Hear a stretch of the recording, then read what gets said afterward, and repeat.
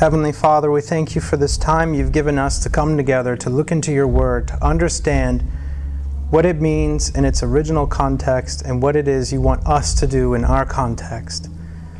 And Father, you know that I cannot do this. I cannot do this without you. I don't want to do this without you. So Father, I ask you would be here with us. Guide our conversation and guide our understanding. Correct anything that we are believing in that is not true, and lead us into your truth. Lord, we need your Spirit to guide us. We love you, Lord, and we dedicate this time to you. In Jesus' name we pray. Amen. So how many of you have noticed that Isaiah has been saying kind of the same thing over and over again? Has anybody noticed that? Just a show of hands. With only one or two have noticed. Yes, well, he has been doing that. And it should be interesting to note that while it seems a bit much for us, perhaps we maybe even think, boy, he said this already, or this has already been talked about. Why is he talking about it again? Consider the fact that these are messages that are being sent either to Judah or Israel or Assyria or one of the other nations, okay? Like Cush or Egypt, right? And so these are being sent time and time again in order to get their attention. And I was thinking about this, and this is before we get started here. I was thinking about how it might be a struggle for us as an audience to read these sorts of things and think, isn't this just a repeat? But it is also a picture of God's patience, right? His long-suffering. All right, but today we're going to be in Isaiah 32 and 33. And the big question of the day is, what are you waiting for? Okay, and it will become clear exactly what that means. There's a few different ways you can take that question, but it will become clear what it means as we go through the whole lesson. Okay, what are problems that are facing the world today? Our world today? Death? Okay. You don't have to use this as a guide.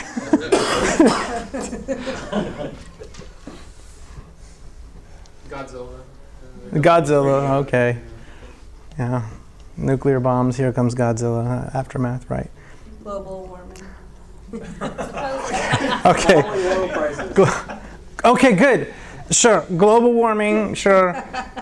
Falling oil prices. It's a big deal. What's it doing to the Houston economy? It's hurting it. Layoffs. Yikes. Okay, what else is going on in the world? Doesn't just have to be Houston. Earthquakes. Genocide. Earthquakes. On technology. Earthquakes. Genocide. Famine. Over-reliance on technology. Famine. Terrorist attacks. Terrorism. Yeah, terrorism. Okay, that's probably good. So when we think about these things that are facing our world today, it naturally leads us to, these are problems, therefore we need the next slide. Very good. Solutions, right? Okay, what kind of government do we have? Democratic Republic. Democratic Republic, okay. That's the kind of government we have. Anybody want to say anything else about the government that we have? Representative Republic. Representative Republic, right. Not everybody is voting on every issue. We elect representatives to go and vote on our behalf. Unless we didn't vote for them and they're voting on somebody else's behalf. Okay. What kind of government should we have?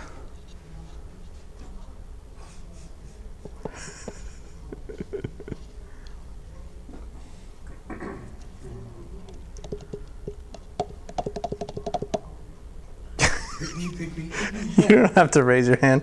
Actually, you do. Yes, go ahead, Wes. Theocracy. No, actually, just Christocracy. How's that? Ah, okay. All right. Not a theocracy. Here come the Sanchez's. You're just in time. What's up, Troy? Hey, April. A theocracy is not what we need unless that person at the head is Christ as king. All right, cool. So the kind of government we have is a democratic representative dictatorship. Constitutional monarchy. Right. But the kind that we should have is a theocracy where Christ is the king. Okay, fine. That's good. So what are you waiting for? Christ to come back and sit on the throne for 1,000 years. All right, well, thank you. Thank you for that. Sorry. You're a quick study. All right, so please turn in your Bibles, if you haven't done so already, Isaiah chapter 32. Rather than reading the whole chapter and then going back through it, we're going to read this one little bit at a time. And we're going to start with verses 1 and 2, Isaiah chapter 32. And verses 1 and 2 say this: Behold, a king will reign righteously, and princes will rule justly. Each will be like a refuge from the wind and a shelter from the storm, like streams of water in a dry country, like the shade of a huge rock in a parched land. Does that sound like a nice government? That is not the government they had at the time in history. Please understand that the backdrop of these two chapters is still going to be Assyria is in the land, causing a lot of havoc in the land of Judah. Okay? Next chapter will become even more apparent. But what he is talking about, what Isaiah is talking about, is something in the future. What will be, right? What will be. And this is something that we see in our own society. We're always looking towards the government that we should have. If we get so-and-so into office, that will solve all of our problems. Or if Congress is ruled by this, then we'll have no more problems. However, this is speaking specifically about a time when Christ is going to be the righteous king. And yes, Todd, the millennial reign of Christ is what this is looking toward. And they're understanding the reign of the Messiah, when all the promises will be fulfilled. And if you recall, this is talking about he's going to be righteous and just. If you would flip over just a few chapters to Isaiah 11, perhaps you will remember Isaiah has already set us up for this understanding when he was having his issue with King Ahaz, who was the evil, wicked king, father of Hezekiah. Here's what Isaiah writes about this righteous and just king. He says in 11 verses 1 through 5, Then a shoot will spring from the stem of Jesse, and a branch from his roots will bear fruit. The Spirit of the Lord will rest on him, the Spirit of wisdom and understanding, the Spirit of counsel and strength, the Spirit of knowledge and the fear of the Lord. And he will delight in the fear of the Lord, and he will not judge by what his eyes see, nor make a decision by what his ears hear, but with righteousness he will judge the poor, and decide with fairness for the afflicted of the earth.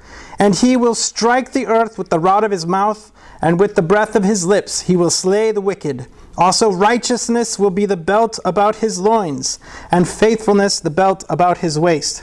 And in verse 10, it actually says, Then in that day the nations will resort to the root of Jesse, who will stand as a signal for the peoples, and his resting place will be glorious. This is talking about that time. This is referring to the actual reign. In verse 1 of chapter 32, Behold, a king will reign righteously, and princes will rule justly. And they're going to be a refuge, right? So the character of this Christ is that he's righteous and just, and his administration is the same. But who's his administration? Any guesses? Who are those who will be ruling with Christ? The saints. Yes, we will be ruling with him. Okay? And so we will be characteristic of him. As is the king, so is his administration, unlike what we do have today. Right? As is the president, may be completely different in the Senate and the House of Representatives, and may be completely different. We have a very fractured system in America, I should say. Okay? All right, let's talk about what will be. Continue on verses 3 through 4. Verse 3. Then the eyes of those who see will not be blinded, and the ears of those who hear will listen. The mind of the hasty will discern the truth, and the tongue of the stammerers will hasten to speak clearly. No longer will the fool be called noble, or the rogue be spoken of as generous. All right, so this is the character of the people in the kingdom. You remember what Isaiah, or what I just read in verse 11, or chapter 11, verse 10?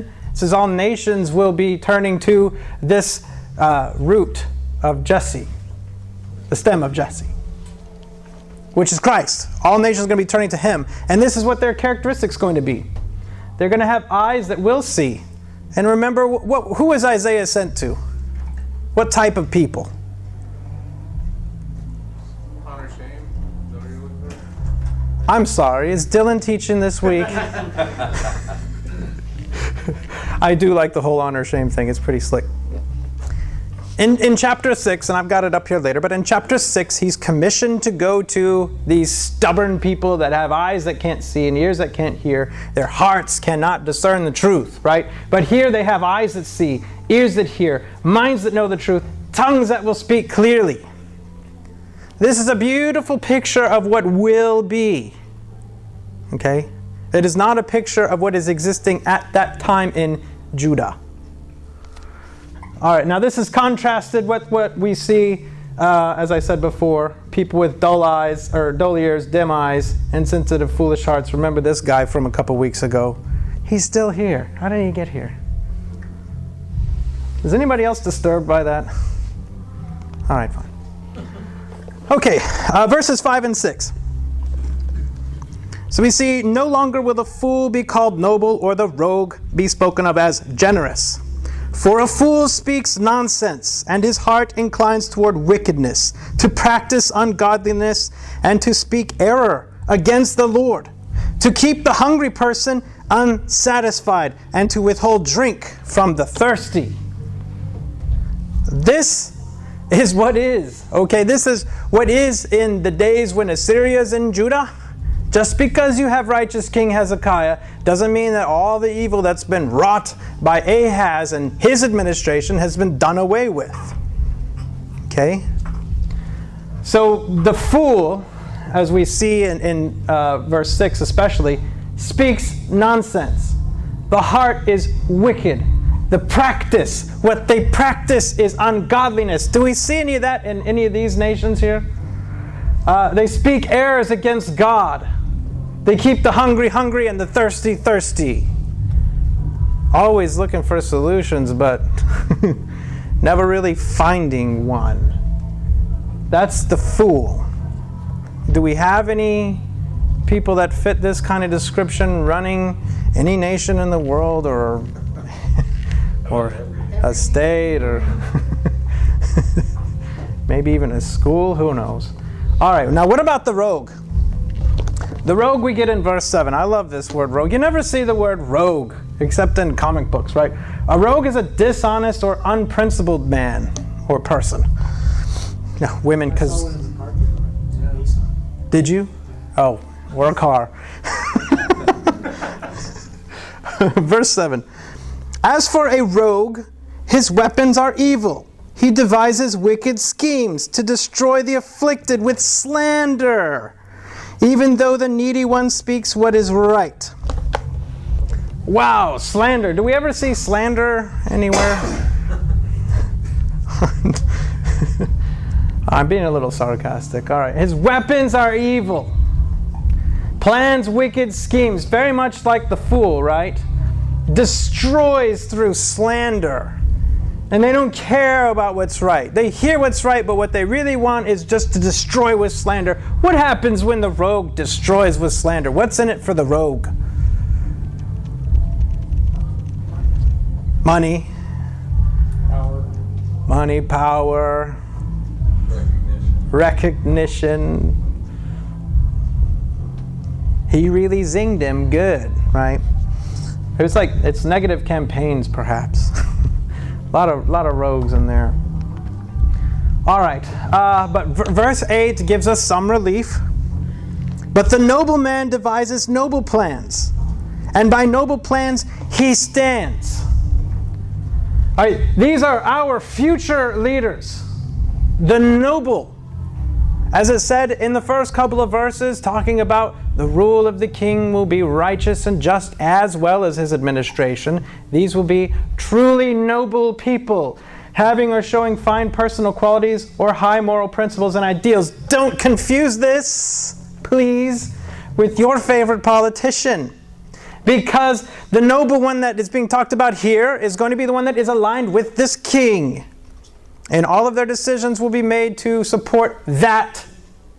Right? And I can't think of one politician that is sitting here trying to do the will of Christ because they fit in a secular system and must follow secular rules. This, what shall be and what will stand, is not a secular government and will not follow secular rules. And you will not be able to vote to make some sort of amendment because something wasn't clear or you need to change some decision that you'd previously made. No. I want to be nice. One document, and then you go right to the source. Well, what did he mean? Well, why don't you ask him? The Lord will clarify precisely what he meant, and you will do as he said, for he is perfect. Cool. All right. So, since we do not see the Lord physically reigning on earth right now, are we not living in the time of fools and rogues? You agree or disagree? Okay. Oh, I think I just shot somebody with a laser. Look at you. Okay. All right. So where is God's kingdom in the midst of all this? How about where's God's kingdom in the midst of the context of Judah? Okay, in heaven. Right here. Right here. In our midst. Yes, is it not? Is it physically here? Or is the Messiah physically here ruling in Jerusalem? No. Okay. So what kingdom are you in the midst of all this? Both. Both what? You're in both kingdoms. You're in the righteous kingdom because we're here and we're doing this, but we're enveloped by the surrounding kingdoms, which are the evil of the world. Yeah, okay, perfect. We're in both, right? If you are in Christ, you are under his lordship, under his kingdom. He is the head of the church, right? He's our head, he's our leader. Okay, but we are also here as ambassadors to currently to America or to Spain or North Africa or unknown Muslim country. So what are you waiting for? All right, the coming doom. I love that word doom. All right, 9 through 14. Rise up, you women who are at ease, and hear my voice. Give ear to my word, you complacent daughters. Within a year and a few days, you will be troubled, O complacent daughters. For the vintage is ended, and the fruit gathering will not come. Tremble, you women who are at ease. Be troubled, you complacent daughters. Strip, undress, and put sackcloth on your waist. Beat your breasts for the pleasant fields, for the fruitful vine, for the land of my people, in which thorns and briars shall come up. Yea, for all the joyful houses, and for the jubilant city, because the place has been abandoned. The populated city forsaken, hill and watchtower have become caves forever, a delight for wild donkeys, a pasture for flocks. These women are at ease. They're complacent, right? What are they waiting for? Assyria is coming.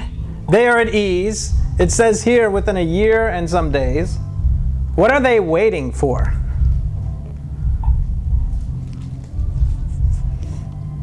If they're at ease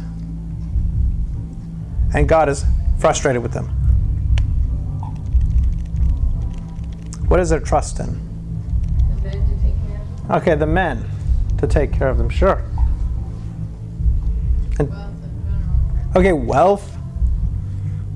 We do know that Hezekiah did make a deal with Sennacherib. Sennacherib said, you must pay me a certain amount of money. He paid it. Did Sennacherib keep up with the treaty? No, he did not. Spoiler. Okay. So, but their ease is going to turn into trouble, and the crops will fail. Right? And what should their response be? What does it say specifically in the text that their response should be? Think of Nineveh. What? Put on sackcloth. Repent. That's exactly what they should do. Right? And of course the Assyrians wind up destroying 46 cities in Judah, and then Jerusalem was in their crosshairs. All of these watchtowers being abandoned, people fleeing cities, some people going into captivity, many people getting killed by the Assyrians. However, that is not the end. 15 through 20. I'll start in verse 14. Because the place has been abandoned, the populated city forsaken, hill and watchtower have become caves forever, a delight for wild donkeys, a pasture for flocks, until the Spirit is poured out upon us from on high, and the wilderness becomes a fertile field, and the fertile field is considered as a forest. Then justice will dwell in the wilderness, and righteousness will abide in the fertile field. And the work of righteousness will be peace, and the service of righteousness, quietness and confidence forever. Then my people will live in a peaceful habitation, and in secure dwellings, and in undisturbed resting places, and it will hail when the forest comes down, and the city will be utterly laid low. How blessed will you be, you who sow beside all waters, who let out freely the ox and the donkey. This is a picture of spiritual renewal, right? What does it say? What does it say right there in verse 15? It says, until the Spirit is poured out upon us from on high. In Hezekiah's day, he oversaw one of the greatest revivals in the history of Judah. You got to understand and remember, recall how wicked his father was. Ahaz, who was so involved in idol worship and killing his own children to other gods. This went on for years. And it has to be undone. And this is why Assyria comes. Okay? But then it is all undone. Because the Spirit does come down upon them. And they have renewal. They gain back that which they lost. Now they're going to lose it again in about another 100 years. But for the time being, under Hezekiah, they're going to see a great revival. And we've seen this kind of structure throughout Isaiah. There's a promise after judgment that we've seen where you have judgment fires destroy the wicked and refine the remnant. And then there's renewal from God. All the evil that Ahaz had done and accomplished, God helps to smash down. And what's left, Hezekiah continues to smash down. And the righteous remnant become the majority. But it's through the fires of judgment and the fires of refining. Right? But then comes the renewal. But the context, as we see in the beginning, is this future reign, where all the administration will also be righteous and just, right? So this is referring to the millennial reign of Christ as well. Okay, because Hezekiah is a foreshadow of what is to come. Hezekiah's kingdom did not stand. He wound up having the most wicked son, Manasseh, who becomes the next king, and he does more evil than any other king had done. But Hezekiah is a picture of what will be, but a shadow of what will be really. So what are you waiting for? What were the women waiting for? And then all the things that the women were waiting for. Of course, they're also waiting for their crops, are they not? But waiting on the men to deliver them, waiting on money to deliver them, waiting on the administration to deliver them. But they're not going to be delivered by the men or the administration, the crops, the money. That is not what will deliver them. That's not what has real power to deliver. Right? Okay. Chapter 33. Woe to you, O destroyer, while you were not destroyed, and he who is treacherous, while others did not deal treacherously with him. As soon as you finish destroying, you will be destroyed. As soon as you cease to deal treacherously, others will deal treacherously with you. If you didn't have the historical context, how are you going to know who this is talking about? If you had not been studying Isaiah week after week, how would you know what context this is? Who is this destroyer? Is it the devil? Oh, it's definitely Assyria. It is absolutely Assyria. Because you got to remember what God said. They were God's tool of judgment in Isaiah 10, 15 through 19. Definitely worth flipping to. Let's flip over to Isaiah 10. Let's get a picture. 15 through 19.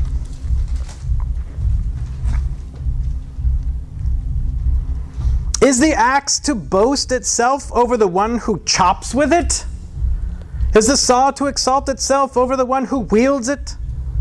That would be like a club wielding those who lift it, or like a rod lifting him who is not wood. Therefore the Lord, the God of hosts, will send a wasting disease among his stout warriors, and under his glory a fire will be kindled like a burning flame. And the light of Israel will become a fire, and his Holy One a flame. And it will burn and devour his thorns and briars. In a single day it will burn and devour his thorns and briars in a single day. And he will destroy the glory of his forest and of his fruitful garden, both soul and body. And it will be as when a sick man wastes away, and the rest of the trees of his forest will be so small in number that a child could write them down. The axe that was wielded in God's hand was Assyria, that he brought upon Judah. Okay, but Assyria said it was our power and might that did it. In fact, in a couple of chapters, we're going to get the historical account, although you've seen it before. But we're going to get the historical account. Assyria is the destroyer. Woe to you, O destroyer! While you are not destroyed, it says, as soon as you finish destroying, you will be destroyed. And if you recall, they're supposed to take Judah up to their neck. In Isaiah chapter 8, verses 7 and 8, that's precisely what God says he's going to do. It's also worth reading.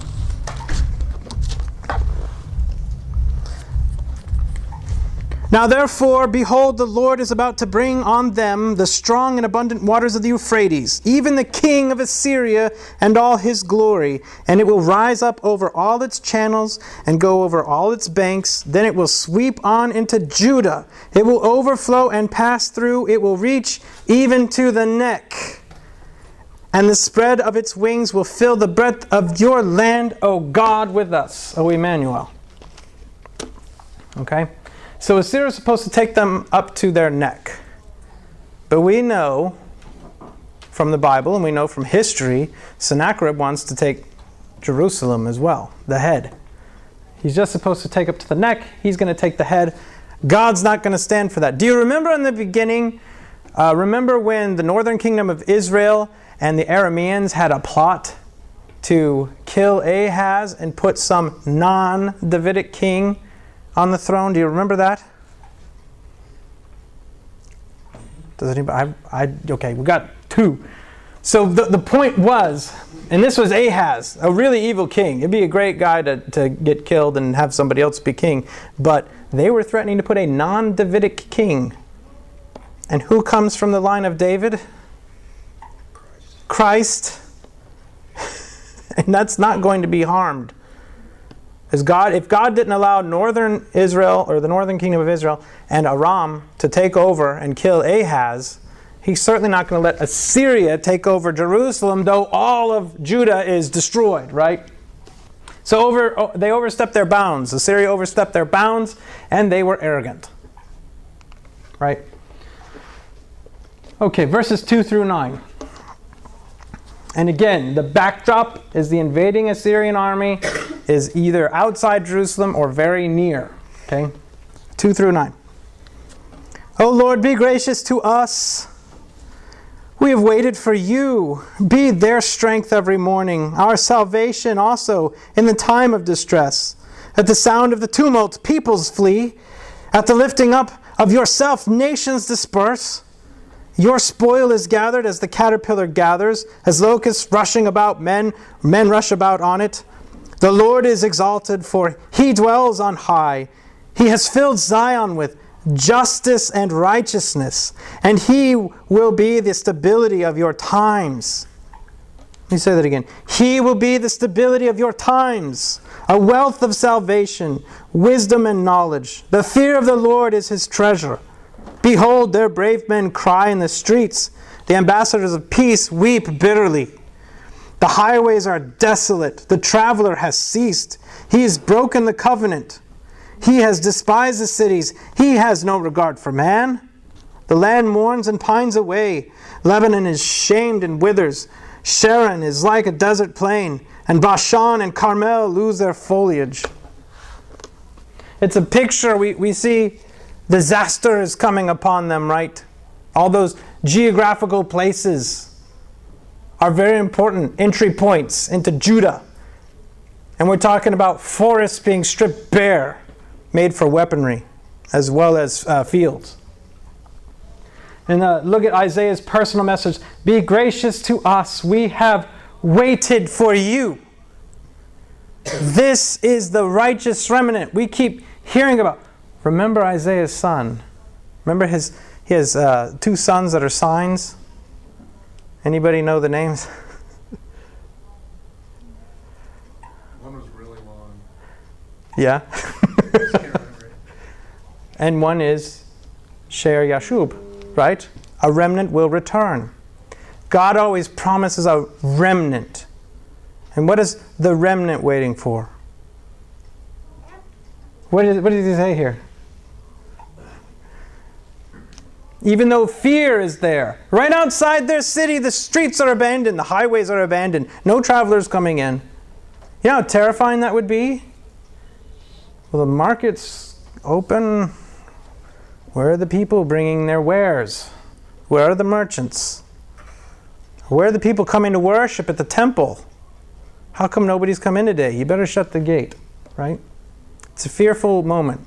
A lot of things that you can trust in and wait for to deliver you, right? All right.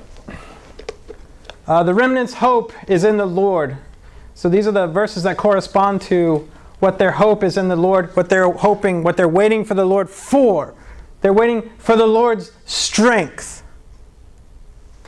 You know, if you are aware that there's an army of over 100,000, almost 200,000 soldiers headed for you, and your soldiers have already been beaten by them, 46 other cities have fallen, and it's America. What is your thought about what's going to defend you? What's the shape of the American soldier when they've been beaten that many times on their own land? And then what are the people in the cities feeling? Ooh, there's no city wall. Not that it would help these days. You can blast through that wall pretty quickly. Well, back then, they still had their wall. Because if a siege happens, they know that they could probably last for a while, and maybe Assyria will get bored and leave. Or maybe they'll all be wiped out. Right? But the real strength is not in their army. It's not in their wall. And it's not what the remnant is looking for. The real strength comes from the Lord. And that's what they're waiting for, is the Lord to act. And it's salvation. This is not your salvation, your eternal salvation. This is being saved in times of distress. Who's going to save you in times of distress? It is the Lord who saves. It is not the army. Who fights for them? It is the Lord that fights for them. We remember what happens to the Assyrian army. Does anybody remember what happens to the Assyrian army outside of Jerusalem? I think a bunch of angels came and got it. Yeah. And how did the Assyrian army wind up doing? This is one of the ones where they got confused and started fighting each other. other. 185,000 of them die. They were all killed, I know that. And it wasn't by the soldiers of Judah, right? It was by God's intervention. He's the one that will fight for them. But this is before. This is what the remnant is waiting for. Before the event happens, right? And they're waiting for him to be true and just and righteous ruler. They're not worried about these fools and rogues that are leading them now. They're worried about God and doing what he said, despite what these fools and rogues say, right? And Hezekiah, great though he is, man of God though he is, he's not a one-man show. And stability in their times. God provides stability. What did Paul say? He learned to be content in any situation. Stability in their times. Wealth of salvation. God is their salvation.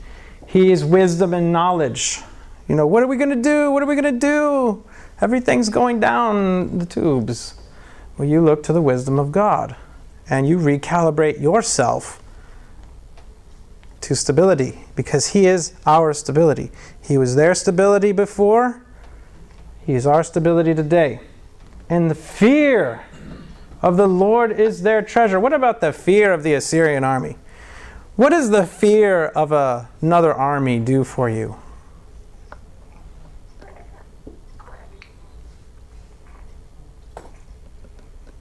It puts everything into perspective. Okay. If you're more scared of God than something that happens here on earth, Right. it'll be as big. But what if you're more afraid of the army? You're either paralyzed or panicked, probably. Paralyzed or panic. Yeah, you'd abandon your own family. You'd shoot your best friend and get their food or get their car or motorcycle, whatever it is, and get out. Right? You will rob, steal, kill, or just panic and run like Phoebe did in Friends. One person got it. Thank you. Pay her. Just kidding. Okay, but the fear of the Lord is their treasure. You want to fear something, you fear the one who has the whole world in his hands, right? He's the one that is wielding the sword, the club, the axe of the Assyrians to begin with. He can also smash that axe to pieces. And the condition of Jerusalem, brave men cry in the streets. There you go, that's the fear of the army. Brave men are going to cry in the streets. They're not so brave anymore, right? The ambassadors for peace weep bitterly. Why do they weep bitterly? Because Sennacherib went back on the peace treaty. He said, pay me and I'll leave you alone. Thanks for the money. We're coming to get you. All right? And the roads are empty. And then Sennacherib's treachery. He broke his peace treaty. In 2 Kings 18, chapter 18, verses 13 through 37, it talks all about this entire incident. All right, and we're actually going to see it here in a couple of weeks. We're going to study a very similar passage that's in Isaiah. But he breaks the peace. Why did he break the peace? Tell me what kind of character he has. Rogue. Why didst thou break the peace, thou rogue? Okay, so he broke the peace treaty and he's destroyed cities. He could care less for the people, right? Verse 8. Verse 8 it says, the highways are desolate, the traveler has ceased, he has broken the covenant. That's not talking about God breaking his covenant with Judah and Israel, right? He there is Sennacherib. He has broken the covenant. He has despised the cities. He has no regard for man. Okay, this is Sennacherib. And then all the places mentioned are being stripped bare for weaponry. How would you like to be a scout that has seen this forest so many times and now it's stubble? So I wonder what they're going to do with all that wood. I wonder if they're going to build siege ramps or anything like that. All right, God's judgment, verses 10 through 13. Now I will arise, says the Lord, Now I will be exalted. Now I will be lifted up. You have conceived chaff. You will give birth to stubble. My breath will consume you like a fire. The peoples will be burned to lime, like cut thorns which are burned in the fire. You who are far away, hear what I have done, and you who are near, acknowledge my might. God's judgment is that He is going to come and He's going to do it, right? But He's going to be exalted. He Himself will be exalted. Why is it important that He is exalted and not the armies of Judah?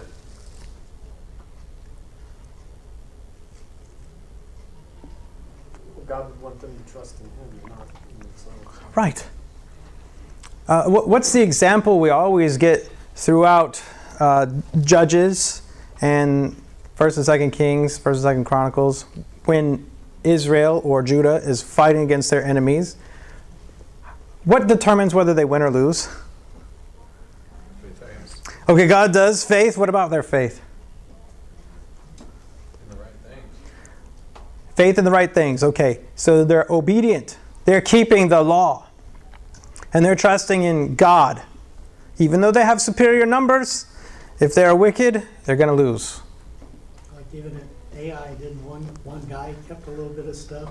They Yes. The next day, right? Exactly. Yeah. One guy keeps some of the wares of Babylon. And everybody paid for it. All right. So God is going to exalt Himself. Assyria rejoiced in their own power. God's going to show them real power. When you've got 185,000 soldiers and you're marching on a defeated people, I can imagine what a wonderful feeling that must be. They're probably patting each other on the back. Ah! To the victor go the spoils. Our victory is assured, right? But Assyria's arrogance made them tender for God's fire. No matter how powerful and strong they were, no matter how many weapons they fashioned, no matter what their army looked like, it was still weaker than God. And God does it so that others will acknowledge His might. And we can see this today. And you know how sad it is to see commentators say that, well, it was a natural occurrence that killed the Assyrian army. God had nothing to do with it. Boy, they do that all the time. You think that they would put a tick mark for every time they use that excuse and start to say, you know, maybe it's not so much a coincidence. Maybe God did do it. But God does it so that others will acknowledge His might. But know this. If you have ears to hear and eyes to see, you can see what God has done. If you are blind and deaf and your heart has no discernment, you will only see, it's just a coincidence. Right? And then here's a field burning. I really wanted a really cool field burning, but the really huge fires were on fields that weren't stubble. And since they're going to be reduced to stubble, God's going to burn them. All right, 14 and 15. Sinners in Zion are terrified. Trembling has seized the godless. Who among us can live with the consuming fire?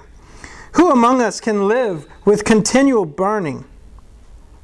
He who walks righteously and speaks with sincerity, he who rejects unjust gain and shakes his hands so that they hold no bribe, he who stops his ears from hearing about bloodshed and shuts his eyes from looking upon evil.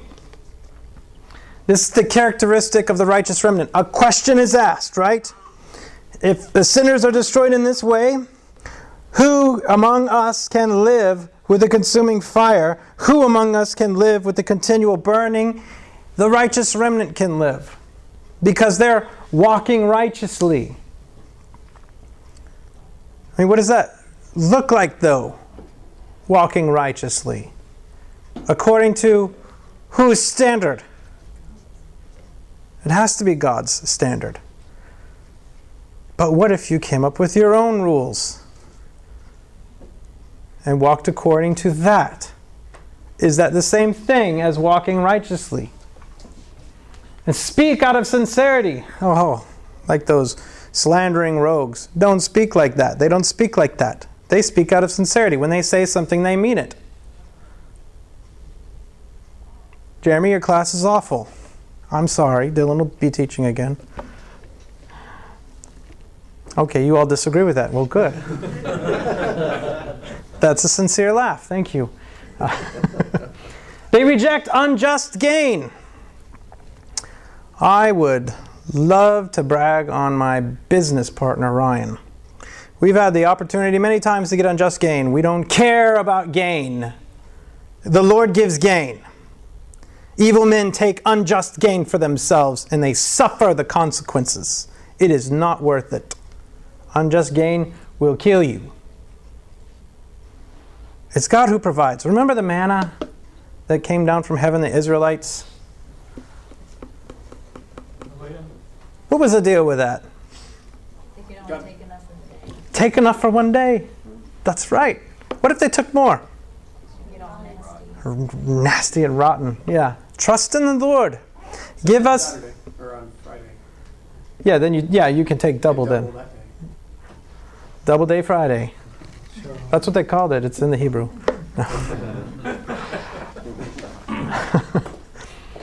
They refuse bribes, right? Bribes are wicked and evil. Bribes destroy justice. Just say he's guilty. Or just do me a favor and I'll do you a favor. Yeah, but it's wrong. Yeah, but I'll do you a big favor. Okay, fine. That's a bribe, right? Don't do bad deals with people. Don't do a deal with somebody at work. Hey, I made a big mistake, and let's make it look like it was Jim's fault. Well, I've seen that kind of junk happen. Don't crave hearing about violence. Ooh, that's a tough one. That's a tough one. It's in there, though. Right? He who stops his ears from hearing about bloodshed. Some of my favorite movies are filled with violence. The news, yeah. Or, let's kill them all. Let's go nuke them, right?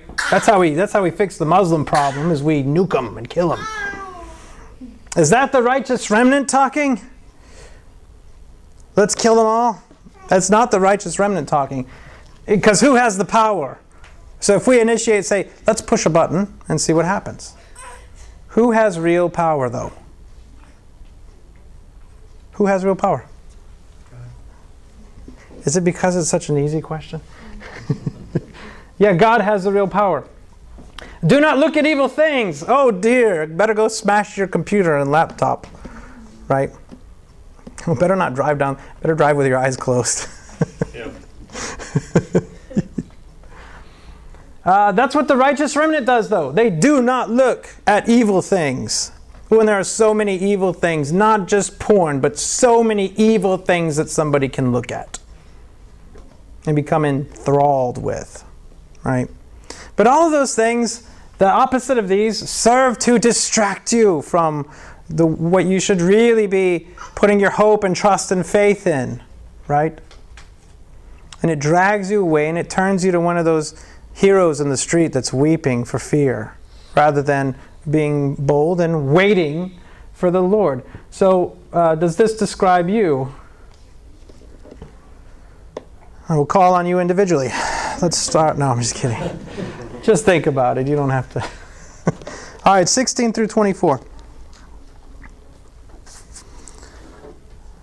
This continues. Okay, so he will dwell on the heights. This is talking about where will the righteous remnant dwell. He will dwell on the heights. His refuge will be in the impregnable rock. His bread will be given him. His water will be sure. Your eyes will see the King in his beauty. They will behold a far distant land. Your heart will meditate on terror. Where is he who counts? Where is he who weighs? Where is he who counts the towers? You will no longer see a fierce people, a people of unintelligible speech, which no one comprehends, of a stammering tongue, which no one understands. Look upon Zion, the city of our appointed feasts. Your eyes will see Jerusalem, an undisturbed habitation, a tent which will not be folded. Its stakes will never be pulled up, nor any of its cords be torn apart. But there the majestic one, the Lord, will be for us a place of rivers and wide canals, on which no boat with oars will go, and on which no mighty ship will pass. For the Lord is our judge, the Lord is our lawgiver, the Lord is our king, he will save us. Your tackle hangs slack, it cannot hold the base of its mast firmly, nor spread out the sail. Then the prey of an abundant spoil will be divided. The lame will take the plunder, and no resident will say, I am sick. The people who dwell there will be forgiven their iniquity. The reward of the remnant, contrasted with what they're seeing today, or in their day, and contrasted with what we see in our day. Dwell in safety. Do we dwell in safety here in Houston? What's the report we heard recently? Texas has some people that have moved here, intent on our doom. ISIS. We still dwell in safety. We still dwell in safety? Yeah, I mean, it's not like You ever get sick? I get sick, but I've never been robbed, beaten, murdered, you know. I'll make sure someone does that to you. Who would volunteer to, this is, we're one anothering each other. We dwell in relative safety here in America. How many of you were here for Hurricane Rita? Tell me about it. What were the stores like? Where were the trucks? Were they pouring into the city? Kind of a scary feeling, wasn't it? How about those who fled the city? How many of you were among those that fled the city? And how many hours did you sit in traffic? 12. 12. Ooh, they beat us. We were in 9 hours to get to Tyler. 12 to get to Huntsville. Ooh. And 9 hours to Tyler, and then the hurricane hit us worse in Tyler than it would have at home, which was pretty fun. Our safety is a very thin thread, okay? Because yes, you can be robbed. That's fine, and you can be killed or hurt or beat up, etc. Right? But the safety of a town is on a very thin thread. What did you say earlier about over dependence on technology? If that technology gets wiped out, if the trucks stop coming, Houston's not going to be a very fun place to live. If the power goes out, Texas is not going to be a very fun place to live, right? How much can you sweat in one day? Well, no more AC. And what's the point in having a car if the roads are jammed with broken down cars? You're not getting anywhere, right? So they dwell in safety. There's no fear of that there. All right, we have a little fear here, but I tell you, within less than a week, we could all be doom and gloom under the right circumstances, right? They dwell in plenty. God provides for their needs. There's no, what did he say? He said he'll provide their bread and their water. Sounds a lot like manna, right? They depend on him. And that's their reward. They don't have to, it's not even worrying about it. They will see the king in his beauty. How great it would be to look up and see the Lord Jesus reigning. It would be the biggest relief than to see one more of these politicians and look up and see that on your screen. But they get to see the king in his beauty and righteousness, knowing that there's no promise that's going to be unfulfilled. He didn't lie to get into office. He will fulfill what he promised. And they will no longer see invaders. This talk about the stammering tongue, we saw that before.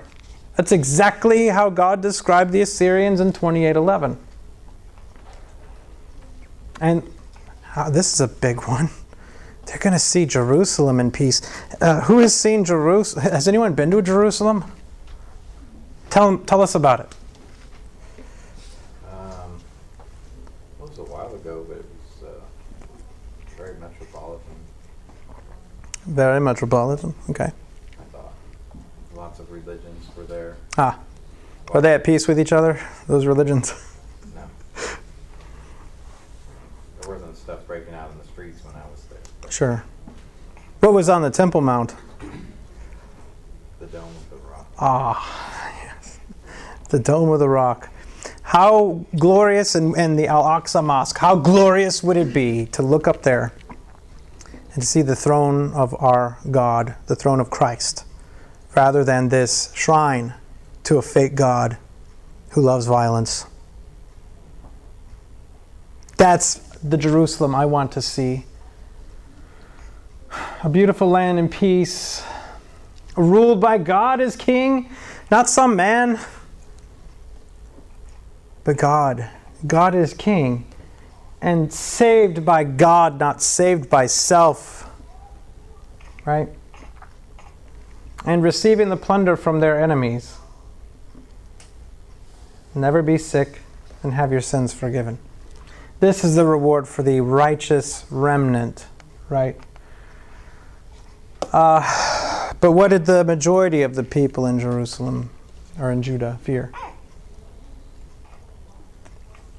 Those who are not the righteous remnant. They feared man. The Assyrians. The Assyrians. Feared man's weapons, right?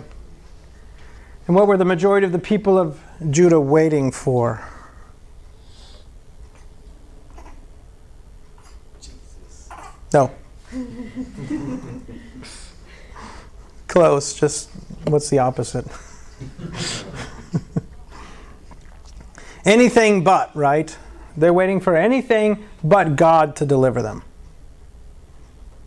Remember, they had made a pact with death. A few chapters ago, they made a pact with death and they thought they would be safe. So what are you waiting for? Okay.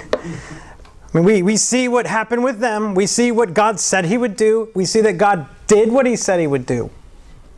And they were in the face of fears that we have never had to face unless you've been in the military and been over there in a firefight.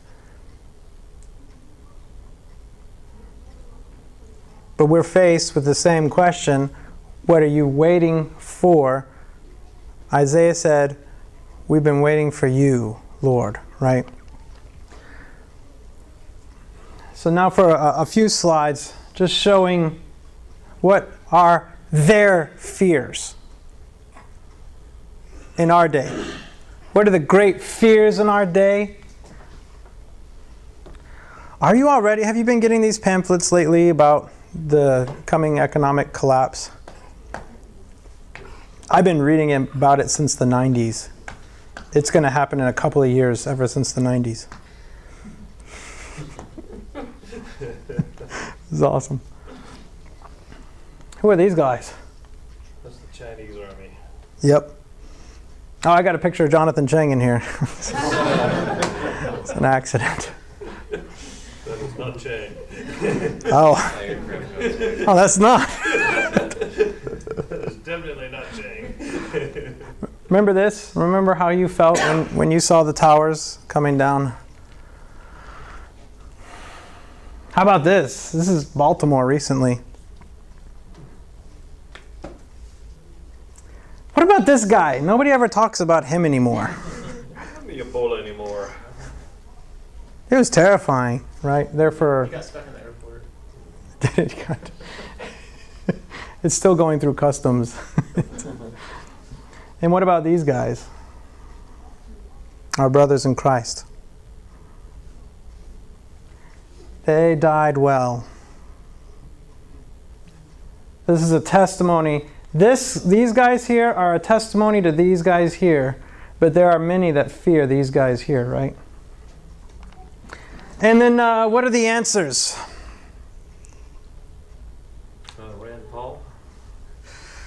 Okay, Rand Paul. Yeah. Now.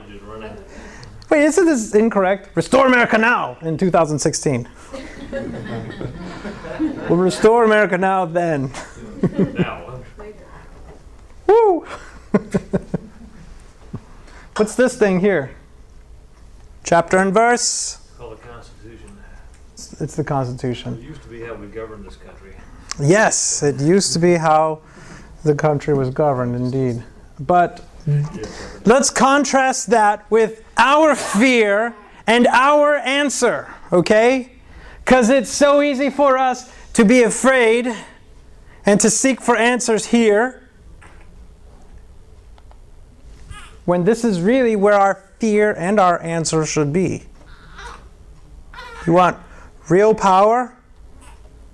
The Lord has real power. ISIS has nothing. They are but a breath. China, North Korea are but a breath. Russia, breath. America, breath. Okay? This is our fear and our answer.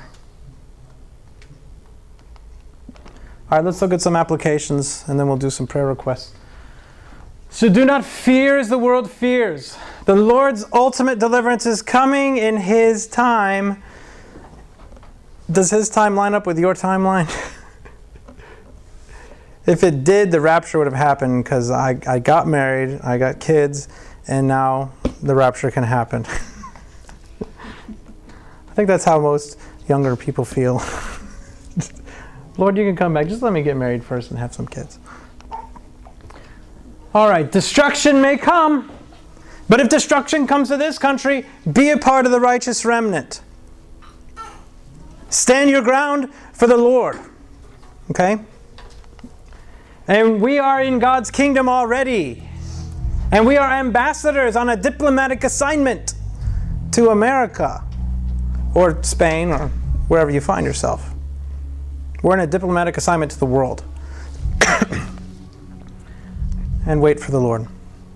Any questions, thoughts, comments, concerns, mistakes that need to be corrected? All right, let's pray. Lord, we thank you for your word and thank you for this time.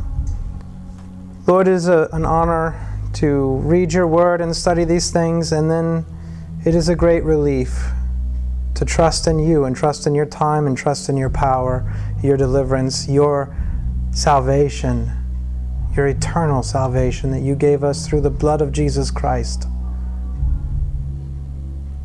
Lord, help us not to fear the things that the world fears. Help us not to forget who we are and to be ambassadors for you and to be the righteous remnant.